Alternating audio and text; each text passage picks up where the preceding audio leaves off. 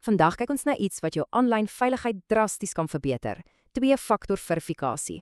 Dink gou hieroor, wat as iemand jou wagwoord steel? Dan het hulle mos alles, of hoe? Jou wagwoord is eintlik maar net 'n enkele slot op jou digitale lewe, en enige slot kan gekraak word. Dis wat twee-faktor verifikasie, ofwel 2FA, inkom. Dink daaraan as 'n tweede, baie sterker slot. Die idee is eintlik doeteenvoudig. Jy moet net op twee verskillende maniere bewys dat jy regtig jy is. So selfs al kry 'n dief jou wagwoord in die hande, stamp hulle hul kop teen daardie tweede slot. Hoe werk dit nou eintlik? Wel, dis glad nie so ingewikkeld soos dit klink nie. Kom ek wys jou. Eers tik jy jou wagwoord in soos altyd. Dan stuur die stelsel 'n unieke kode na jou foon toe. Jy tik daai kode in om te bewys dis jy, en slegs dan word die deur vir jou oopgemaak. Hierdie kode is gewoonlik 6 syfers lank en verval vinnig, so dis super veilig.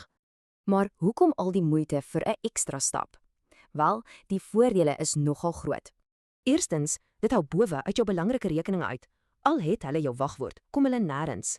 En dis ook 'n vroeë waarskuwing. Kry jy 'n kode wat jy nie gevra het nie, dan is iemand besig.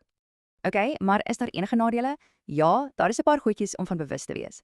As jou selfoon swak is, kan dit irriterend wees. En maak seker, jy kan altyd by jou herstel e-pos uitkom. So, waar kan jy hierdie wonderlike stuk gereedskap gebruik? Die goeie lies, amper oral. Dink aan jou internetbankdienste, sosiale media, jou e-pos en veral jou wagwoordbestuurder. Skakel dit aan.